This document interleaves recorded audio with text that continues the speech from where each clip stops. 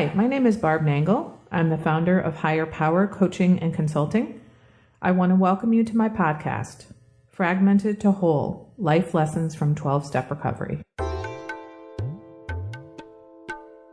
This is episode 44, Comfortable versus Comforting.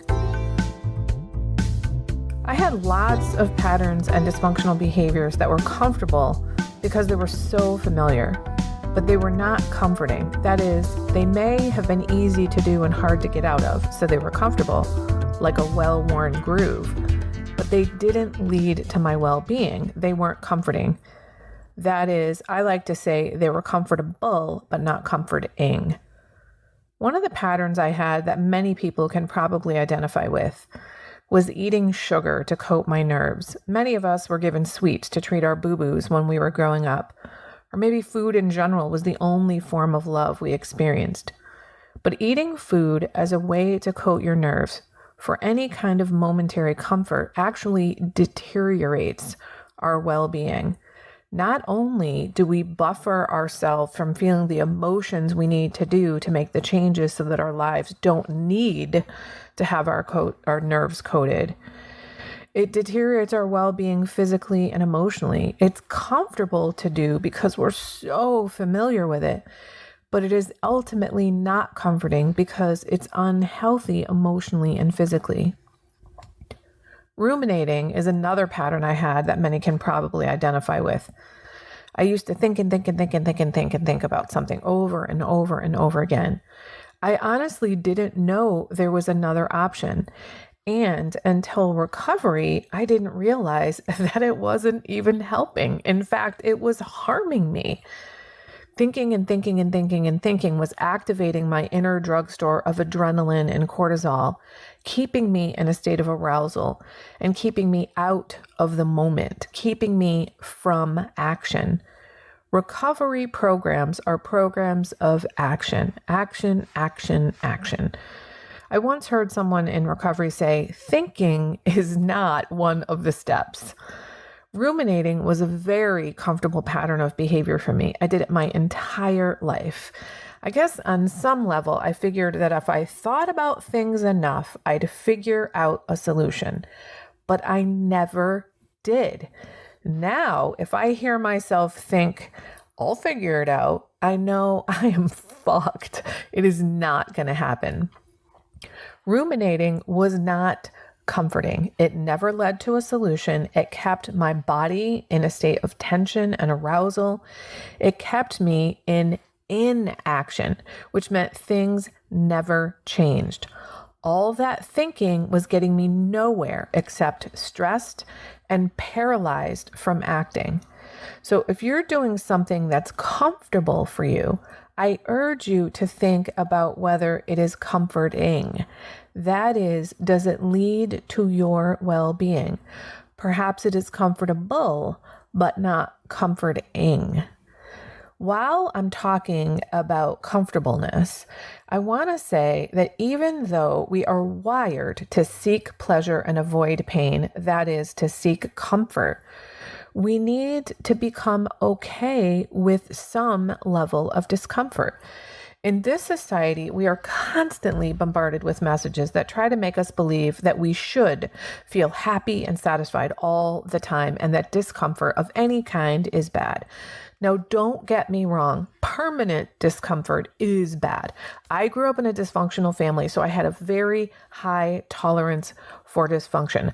I put up with shit for years that I didn't have to. I didn't know that I didn't have to. I kind of didn't even know that I was putting up with shit until it was gone. That is not okay. But being okay with temporary discomfort is a whole nother story. For example, if you need to have a difficult conversation with someone, perhaps you need to assert a boundary with them. That might be temporarily uncomfortable, but it will lead to your long-term well-being. That temporary discomfort will lead to long-term comfort. Because you were able to manage going through an uncomfortable situation momentarily to, for example, set a boundary, That means you're going to be able to live the kind of life you want to live because you're setting the boundaries around your life in the way you want to. That momentary discomfort leads to long-term comfort in your life. It leads to your well-being. So there's a balance in terms of the level of comfort we have in our life. I urge you to think about this distinction between comfortable and comforting. There are things we do that are so familiar and so habitual that they're comfortable for us, but they are not comforting. I urge you to stretch out of your comfort zone and work on doing things that are comforting to yourself. It may be uncomfortable to do so at first, especially if you have a lifelong pattern of self-loathing, self-neglect, and self-harm. So let's make the shift to doing things that are comforting, like taking care of yourself, talking kindly to yourself, setting boundaries for yourself, putting yourself first, so that just like they talk about on an airplane, you're putting the oxygen mask on yourself first, because you can't help other people if you're passed out from lack of oxygen. You have to, metaphorically anyway, put the oxygen mask on yourself first. It is not selfish to take care of your own needs. In fact, if you do take care of yourself, you'll have more energy to take care of others if that's what you choose to do.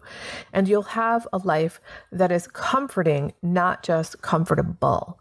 You'll show others that it's possible to have both a life that's comfortable and comforting.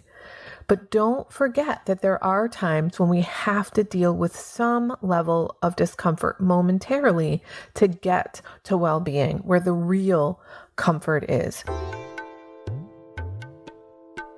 Those old destructive ways may have been comfortable while they lasted, and you may have some grief when you leave them behind, but leave them behind we must if we want to be happy, joyous, and free. That's it for today. If you like what you've heard here, then you just might be interested in private coaching with me.